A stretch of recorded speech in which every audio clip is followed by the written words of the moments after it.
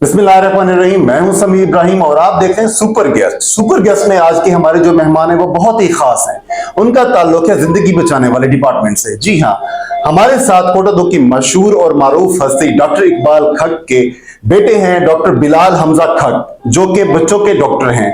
आइए इनसे जानते हैं कि बच्चों के मसाइल और खास तौर पर नौ मौलूद जो बच्चे हैं उनके मसाइल के हवाले से कि कौन कौन सी बीमारियां होती हैं, उनके बचाव के कौन कौन से तरीके होते हैं। उसके साथ साथ इन्होंने कुछ इनोवेशन किया है जो कोटा दो में किसी ने नहीं किया। तो जानते हैं डॉक्टर बिलाल हमजा खट साहब से। कैसे हैं डॉक्टर साहब? ठीक है, खैरियत से हैं? अस्सलाम वालेकुम, क्या हाल है? अल्हम्दुलिल्लाह, आप ठीक हैं? खैरियत से? अल्लाह का शुक्र है। मजे हैं? किधर ड्यूटी हो रही है डॉक्टर साहब? आजकल मेरी पोस्टिंग है इधर BHU काशवाबाद पे। ये अच्छा। पीछे इसके शेखू शुगर मिल के पीछे सेंटर है, वहाँ पे ठीक गवर्नमेंट है, जॉब। ठीक है। डॉक्टर साहब कैसे आए आप इस फील्ड में? कैसे आए, ये तो एक डिफिकल्ट सवाल है। ठीक है, लेकिन ये है कि फैमिली बैकग्राउंड सारा डॉक्टर्स का था। सही। तो इसी वजह से ही इंटरेस्ट था शुरू से इस फील्ड में आने का। सही। वालिद साहब को देख के तो अल्लाह का शुक्र है, मैं बहुत खुश हूँ इस फील्ड में आके। ठीक है। काम करने का मजा भी आ रहा है अल्हम्दुलिल्लाह। सही सही। अच्छा, ये है कि मैंने नॉर्मल देखा है कि ये जो बच्चों के जो डॉक्टर होते हैं वो खुद बड़े मोटे हो जाते हैं, क्योंकि बेटा पैदा हुआ मिठाई खाई, बेटी पैदा हुई मिठाई खा ली। तो आप अपने अपने आप को स्मार्ट रखा हुआ है, इसका क्या राज है? हम भी खाते हैं लेकिन लगता नहीं है ज्यादा। इसका मतलब है आपका जो मेटाबॉलिज्म सिस्टम है वो बड़ा। हाँ, मेटाबॉलिज्म हर किसी का अपना अपना होता है। सही सही। खाता तो मैं भी बहुत हूँ, लेकिन लगता नहीं है। सही सही सही। अच्छा डॉक्टर साहब, ये बताएं कि कोटादू में जो आप सर्विसेज दे रहे हैं आपकी टाइमिंग क्या है?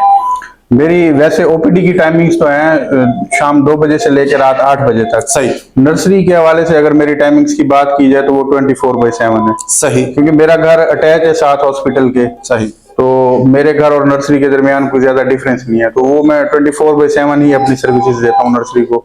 जो भी बच्चे एडमिट हो मल्टीपल टाइम उनके राउंड्स करता हूँ, उनको देखता हूँ, उनकी मैनेजमेंट वगैरह सारा कुछ। गुड, ठीक है। और अगर OPD के कोई पेशेंट्स आते हैं तो वो 2 से 8 बजे तक शाम। सही। अच्छा डॉक्टर साहब, इस इंटरव्यू से पहले जब हम आपके ऑफिस में बैठे थे तो आपने बताया है कि आप कुछ स्पेशल सर्विसेज दे रहे हैं जो नौ मौलूद बच्चे हैं उनके हवाले से, जो कोटादू में और कोई भी प्राइवेट हॉस्पिटल नहीं दे रहा। तो वो कौन सी सर्विसेज हैं, जरा हमारे नाज़रीन को बताएं ताकि वो भी इससे मुस्तफीद हों।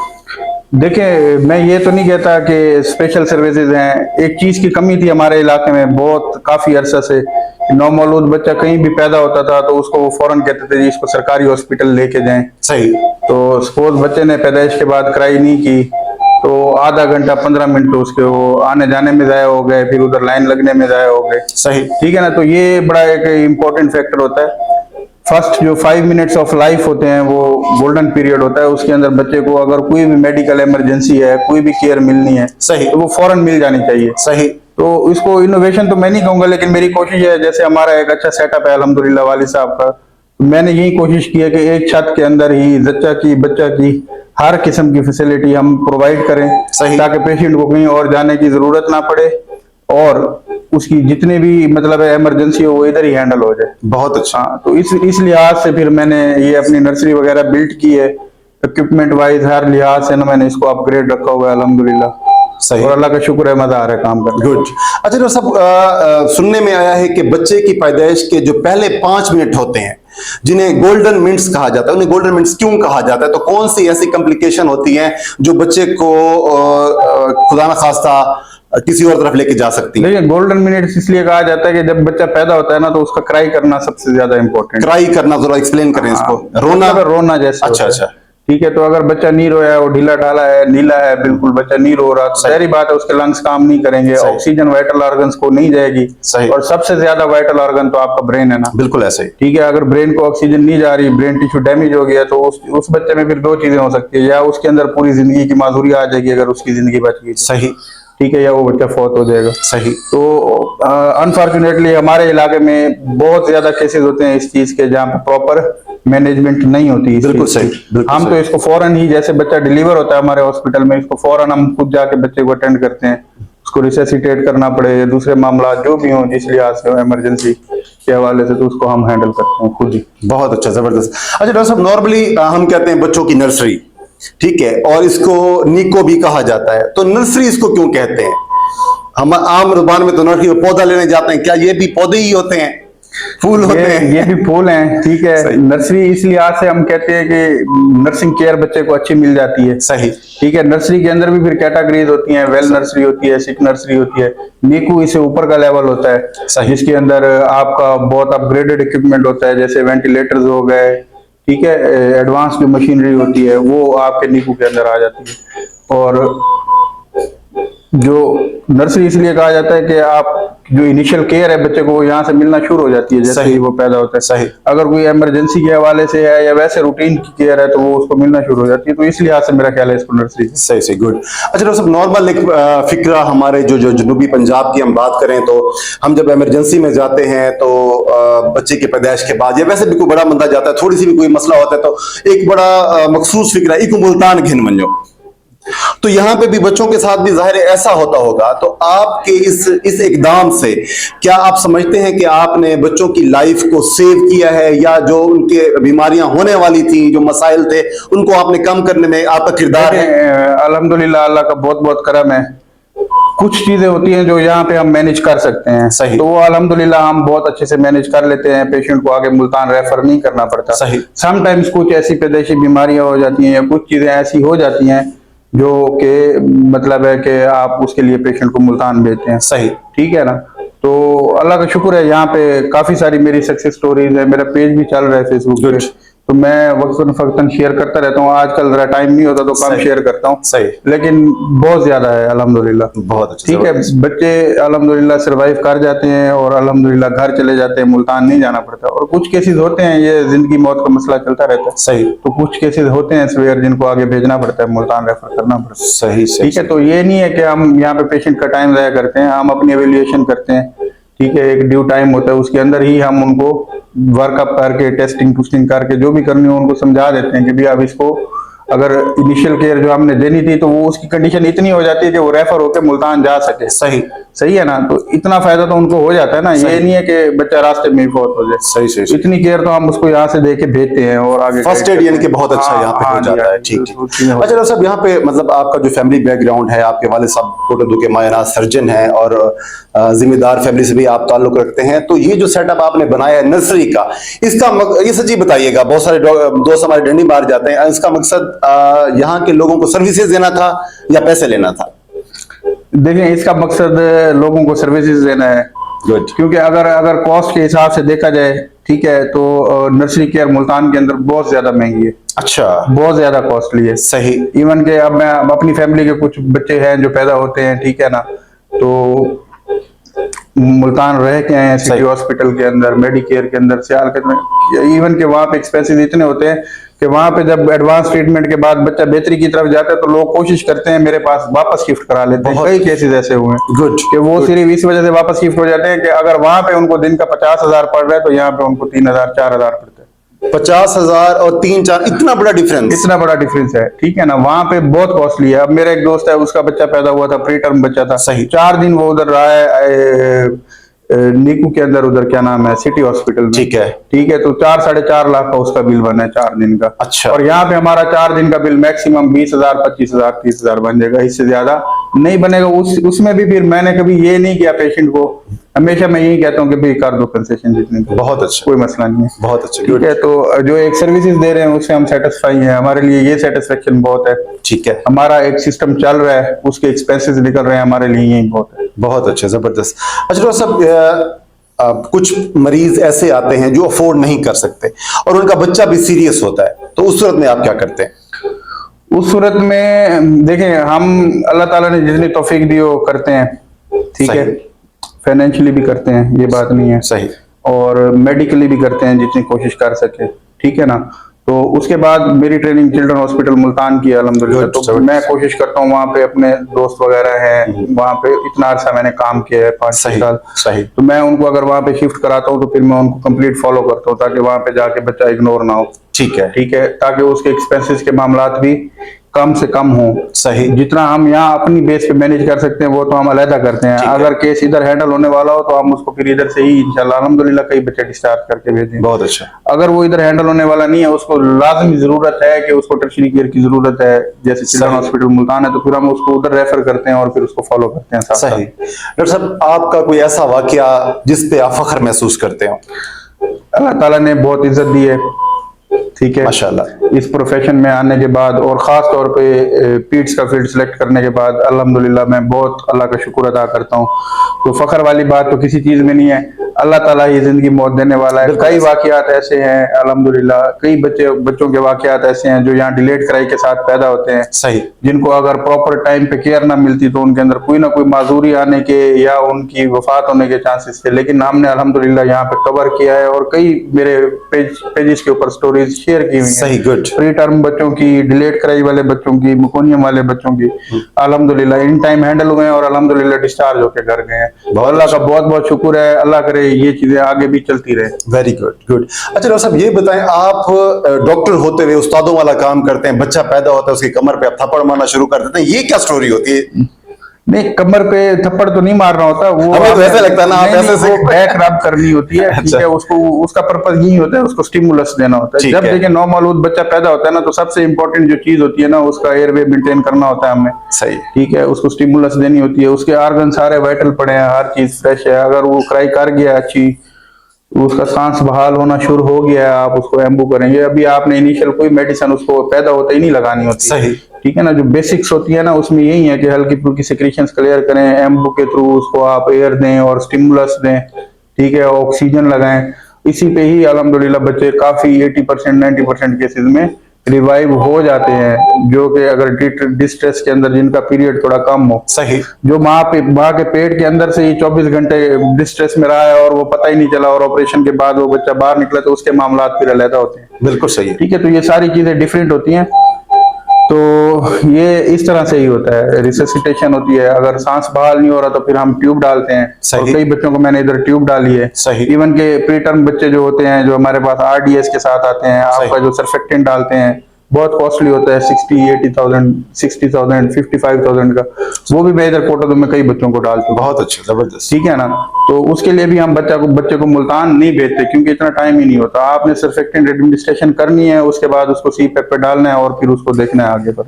सही, तो वो आप इधर ही मैनेज करते हैं। सही, गुड। अब जैसे जनवरी चल रहा है, आपको पता है शदीद सर्दी पड़ रही है, तो बच्चों में कौन सी बीमारियां होने का खदशा होता है सर्दी की वजह से? सर्दी की वजह से आजकल जो सबसे ज्यादा है ना, छोटे बच्चों में खतरनाक चीज है, निमोनिया हो गया, ब्रोंकियोलाइटिस हो गया, जो सांस की छोटी नालियों का इन्फेक्शन होता है, ठीक है, वायरल होता है मोस्ट लाइकली। और उसके अलावा रिएक्टिव एयरवे डिजीजेस के बच्चे बहुत ज्यादा आते हैं, भी एलर्जी कफ होती है, पूरी पूरी रात खांसी करते हैं, दिन में खांसी करते हैं। तो ये जो सांस की बीमारियों के अमराज है ना, तो इस सीजन में ज्यादा होते हैं। ठीक ठीक ठीक। तो इनसे बचाने के लिए बच्चों को कोई बचाने के लिए एक तो बच्चे को सर्दी से बचें, ठीक है, ठीक है, खामखा बाहर ऐसे ना निकालें, ठीक है, पहली चीज होगी। उनकी डाइट का ख्याल रखें, जंक फूड अवॉइड करें, सही, ठीक है। इस सीजन के अंदर आप उनको दें सूप, यखनी वगैरह, ये चीजें जो बच्चे ले सकते हैं, जो इस उम्र के हैं, सही, उनको आप ये चीजें दें, ठीक है, उनको इस चीज का फायदा होगा। और खास तौर पे ना, जो एक सबसे इम्पोर्टेंट चीज है, जो हमारे इलाके में ना लोग नहीं करते, बच्चे जो छोटे होते हैं ना, वो नेजल ब्रीदर्स होते हैं, नाक से सांस लेते हैं, मुंह से सांस ले नहीं सकते। थोड़ा सा जो नाक बंद होगा, बच्चा पूरी रात नहीं सोएगा, ठीक है। और वालिदैन को इस चीज की टीचिंग ही नहीं है कि नाक को कैसे खोलना है, सही सही, ठीक है। वो कतरे नाक के कतरे उनको दे देगा कोई स्टोर वाला, वो डाल के सुला देंगे। तो वो आपने प्रॉपर बल्ब शक्कर यूज करना सीखना है कि भाई आपने नाक में कतरे डाले हैं, तो फिर उसको अंदर से मैकेनिकली नोज को क्लीन भी करें सही, बल्ब शक्कर से, ताकि नोज क्लीन होगा तो बच्चा सुकून से रात को सोएगा। बिल्कुल सही, ठीक है ना। तो ये बहुत चीजें हैं जो पेशेंट्स को इन चीजों की एजुकेशन होनी चाहिए, डॉक्टर के आने के पास पहले ही होनी चाहिए कि ये चीजें हमने करके देख ली हैं, ठीक है ना। तो सबसे ज्यादा तो ये चीजें हैं जो आजकल हो रही हैं। सही। अच्छा डॉक्टर साहब, मैं अभी कुछ दोस्तों से मेरी गपशप हो रही थी, तो एक सवाल आया है जो कि हमारी ऑडियंस में से आया कि डॉक्टर साहब से ये सवाल लाजमी कीजिएगा। वो सवाल ये है कि हमारा बच्चा होता है, पैदा होने के बाद जो चीजें की जाती हैं, सुरमा लगाया जाता है, पाउडर लगाया जाता है, उसको बांध के रखा जाता है, आटा गूंद के उसके अंदर तेल डाल के उसकी ऐसे मालिश की जाती है, तो ये क्या चीजें बच्चे की हेल्थ के लिए ठीक है? माचिस की डब्बी रखी जाती है ठीक है, उसके कम्बल के, और समटाइम एक सिक्का होता है, वो उसकी ना यहाँ नाव पे टेप से लगा दिया जाता है, तेल लगा दिया जाता है। ये सारी चीजें गलत हैं, ये सारे मिथ्स हैं। इसको थोड़ा आप इन डिटेल में बताएं ताकि हमारे शहद भी 12 महीने से पहले बच्चों को नहीं देनी चाहिए। 12 महीने से पहले शहद भी नहीं देनी, शहद की गुट्टी भी नहीं देनी चाहिए, ठीक है ना। बोtulinum टॉक्सिन होता है, अगर बोटुलिज्म हो जाए बच्चे को नियोनेट को, तो फिर उसके मामला बहुत सीरियस होंगे। सही। ठीक है, रेयर है, ये नहीं है कि मैं कहूंगा जिस बच्चे को देंगे उसको हो जाएगा। ठीक है, रेयर है, 1000 में से एक को हो जाएगा। सही सही सही। तो सुरमा लगाना, वो एक इफेक्ट ना, उस एक को भी बचाना है हमने, इस लेवल तक एजुकेशन देनी है लोगों को। ठीक है, गुड हो गया। सुरमा हो गया, इससे क्या होगा, इन्फेक्शन हो सकता है, सेप्सिस में जा सकते हैं बच्चे। ठीक है, तावीज हो गए, ये सारी चीजें, ये सारे मिक्स। पाउडर लगाना, बहुत सारा पाउडर लगा दिया जाता है, ये सारी चीजें ये आटा गूंद के वो ऐसे उनको बच्चे ये को- अवॉइड करनी चाहिए। अच्छा अच्छा, ठीक ठीक। सही है ना, सर बिठाने के लिए जी बच्चे को यूं सीधा सुला ऐसे। देते हैं जी, सर बैठ रहा है और उसको उल्टी आई, वो गया एस्पिरेट हो गया। सही सही। प्रॉपर पोजीशनिंग नहीं होती सुलाने की। सही, ठीक है ना, सही, ये सारे मिथ्स है हमारी सोसाइटी में। और जब तक ये न्यू जनरेशन में ये चीजें शायद कवर हो जाए, ये नानियां दादियां ना ये इन चीजों वो में तो करती डॉक्टरों को हैं, नहीं वो मानती, तो करती हैं। तो उनको हम नहीं समझा सकते, उन्होंने करनी है ये चीजें, वो करती रहेंगी जब तक अल्लाह उनकी जिंदगी रखे। सही सही सही। ठीक है, उनका साया कायम रखे अपने बच्चों पे। ऐसा ही, बिल्कुल आमीन सुम्मा आमीन। अच्छा डॉक्टर साहब, मैंने नॉर्मल ये भी देखा है, अच्छा इन डिटेल में इसलिए बात कर रहा हूँ क्योंकि ना बहुत सारे दोस्त बच्चों वाले खास तौर पे अपने बच्चों के हवाले से बड़े कॉन्शियस होते हैं, तो मैं चाहता हूँ कि आज आपसे मौका मिला है तो ये मुकम्मल मालूमात अब तक जानी चाहिए। नए पैदा होने वाले बच्चे को बकरी का दूध पिलाना, गाय का दूध पिलाना, भैंस का दूध पिलाना कैसा है? देखें, इस हवाले से मैं आपको एक चीज बता दूं, बच्चा ना, मैं जो चीज कहता हूं या जो मैंने चीज देखी है, बच्चा किसी भी दूध पे पल जाएगा, बच्चा पानी पे भी पल जाएगा। ठीक है, ठीक हो गया बात। लेकिन माँ के दूध के साथ किसी चीज का कंपैरिजन नेचुरल नहीं है। ठीक है, बिल्कुल सही है। उसके अंदर एंटीबॉडीज होती हैं, उसके अंदर अल्लाह ताला ने हर चीज, जैसे ही वो जो फर्स्ट मिल्क जो होता है ना, क्लोस्ट्रियम बोलते हैं जिसको, सही। It's very important. ठीक सही। है, वो आगे बच्चे को कई ऐसी बीमारियों से बचा सकता है जो बच्चे के लिए बहुत खतरनाक हो सकती हैं। सही। ठीक है ना, एक तो चीज ये होगी। लोग पिला देते हैं जी, वो कहते हैं जी हमारे सारे बच्चे बकरी के दूध पे पले हैं, गए डॉक्टर एवं बातें करते हैं, देखो ये पल जाते हैं। सही। ठीक है, लेकिन जो बच्चे खराब होते हैं उन्होंने वो नहीं देखे, वो हमने देखे हैं इस एंड सही, पे। सही। अगर आप चेन का एक एंड देखें ना, एक एंड पे वो है, एक एंड पे डॉक्टर्स हैं। सही। जो बच्चे नहीं पले उनको हैंडल कौन करते हैं? डॉक्टर्स करते हैं। आप चिल्ड्रन में चले जाएं, वहां लाइन लगी हुई है। सही। ठीक है ना, मोशन लगते हैं, ऐसे मोशन लगते हैं कि एक ही में चले जाते हैं, गुर्दे डैमेज हो जाते हैं, बच्चे फौत हो जाते हैं। सही। ठीक है, देन रियलाइज के वो क्या क्या हुआ है। समझ आ गई बात की? तो सबसे पहले तो कोशिश ये करेंगे माँ का दूध दें बच्चे ठीक को, है। सबसे पहले, उसके अलावा कोई और ऑप्शन नहीं है। सही। ठीक है, सही। जितनी जल्दी पैदाइश के बाद बच्चे का कांटेक्ट माँ के साथ होगा, उतनी जल्दी माँ का दूध आएगा। ये ऐसी बातें होती हैं, ये सारी एक बंदे औरत की अपनी विल पावर होती है। अगर वो पिलाना चाहे तो ये हो ही नहीं सकता कि माँ का दूध ना आए। सही। वो कहते हैं दूध सूख गया है, या वो कहते हैं दूध के अंदर मकोड़ा डाला था, मकोड़ा फौत हो गया। मकोड़ा आप पानी में भी डालेंगे वो मर जाएगा। बिल्कुल ऐसे। ठीक है ना, तो ये सारे मिथ्स हैं। पाकिस्तान में इस चीज की सबसे बड़ी जरूरत है। सही। अब मैंने रिसर्च अपना टॉपिक लिखा था माल न्यूट्रिशन के ऊपर, ठीक है। तो उसमें आपको मैं एक चीज बता दूं, पाकिस्तान के अंदर सबसे बड़ी कॉज क्या है माल न्यूट्रिशन की? सबसे बड़ी cause lack of breast feeding है। ठीक है। ठीक है ना, ठीक है। सबसे बड़ी कॉज लैक ऑफ माँ का दूध ना पिलाना पाकिस्तान के अंदर। ठीक है। ठीक है, अगर आप इसी चीज की एजुकेशन और इसी चीज को एस्टेब्लिश कर लेंगे ना अपनी कम्युनिटी के अंदर, तो सही। आपकी कम्युनिटी से माल न्यूट्रिशन खत्म हो जाएगी। ठीक है, गुड। ठीक हो गया। तो आप अपने क्या जो पेशेंट्स आते हैं उनकी जो माएँ होती हैं उनको आप ये चीजें ब्रीफ करते हैं? आपके पास इतना टाइम होता है? हाँ, टाइम ही टाइम होता है, ब्रीफ करते हैं, उनको समझाते हैं। सही। ठीक है, असल मसला ये है कि वो कहते हैं उनका ऑपरेशन थी पे, वो तो हिल ही नहीं सकती। सही सही सही। ठीक है ना, तो ठीक है, हम फिर भी उनको कहते हैं चले ठीक है, नेक्स्ट डे पे हम कोशिश कर लेंगे। ठीक है, हम अपनी, उनकी कोशिश होती है कि जब तक यहाँ से बच्चा जाता है हम उसको एस्टेब्लिश करा के भेजें। सही, गुड हो गया। तो दोस्तों, अभी आप देख रहे थे हमारे साथ आज सुपर गेस्ट में मौजूद थे डॉक्टर बिलाल हमजा खक साहब, जिन्होंने बड़ी ही इन डिटेल में आपको बच्चों के हवाले से इंफॉर्मेशन दी है। अपने क्लिनिक के हवाले से भी आपको सारी चीजें इन्होंने गाइड की हैं। फर्दर भी अगर आप डॉक्टर साहब से कुछ मजीद चीजें जानना चाहते हैं तो कोटोदू में इनका क्लिनिक है, काली पुल के ऊपर, अल्लाह दाद हॉस्पिटल के नाम से इनका हॉस्पिटल है, जिनको मेरे ख्याल में तमाम कोटोदू के लोग जानते हैं। फर्दर अगर आप कुछ चीज इनसे जानना चाहते हैं, पूछना चाहते हैं, तो इनको पेज को फॉलो कर लीजिएगा, जिनका लिंक मैं डिस्क्रिप्शन में आपको दे दूंगा, कॉन्टेक्ट नंबर भी नीचे दे दूंगा। डॉक्टर साहब से आप मिल सकते हैं। और डॉक्टर साहब, हमारे जो पेशेंट हमारे ये प्रोग्राम को देख के आएंगे, उनको फीस में भी आपने खुसूसी डिस्काउंट देनी है। तो डॉक्टर साहब, आखिर में आप क्या पैगाम देंगे हमारी ऑडियंस को?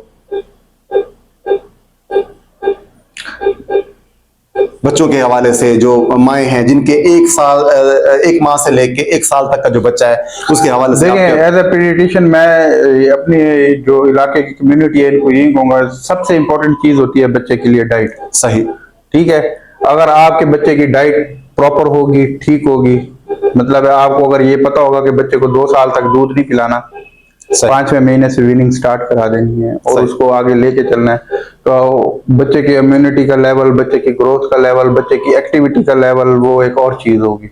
सही, ठीक है ना, तो इस चीज की कोशिश करें कि प्रॉपर टाइम पे बच्चों को वीनिंग स्टार्ट करें और उसको आगे लेके चलें। हमारे इलाके के अंदर मोस्ट कॉमन जो काज है, हर दूसरा बच्चा आयरन डेफिशिएंसी के साथ आ रहा है, वो इसी वजह से आ रहा है कि बस दूध पे रखा हुआ है 2 साल तक। सही, जब बच्चा रोया मुंह के अंदर फीडर डाल दिया, जब बच्चा रोया मुंह के अंदर फीडर डाल दिया और घर के काम किए। सही, तो ये जो है ना बहुत ज्यादा है। सही। तो इसको कवर किया जा सकता है, वो उसके लिए बेहतर यही है कि आपको एजुकेशन होनी चाहिए इस चीज सही। की, और आप अपने डॉक्टर से पूछें, चाहे मुझे चेक कराएं चाहे किसी और डॉक्टर को चेक कराएं, Good. जिस भी पीडियाट्रिशियन को कराएं, आप उनसे ये सवाल पूछें कि हमारे बच्चे की डाइट इस एज के मुताबिक क्या होनी चाहिए। सही, बिल्कुल सही, बिल्कुल ठीक है ना, तो ये सबसे बहुत मैं समझता हूँ बेसिक कंपोनेंट है। बाकी बीमारी तो आती जाती रहती है ना, बिल्कुल सही। अब बच्चा खाने की वजह से बीमार तो ना हो। सही से, बिल्कुल सही। नाज़रीन, थैंक यू सो मच, आपने टाइम निकाला, हमारा व्लॉग देखा। फर्दर मालूमात जैसे मैंने आपको कहा है कि मैं डिस्क्रिप्शन में दे दूंगा और डॉक्टर साहब को आप विजिट भी कर सकते हैं। इसके साथ समी बहन को इजाजत दीजिए। Thank you so much.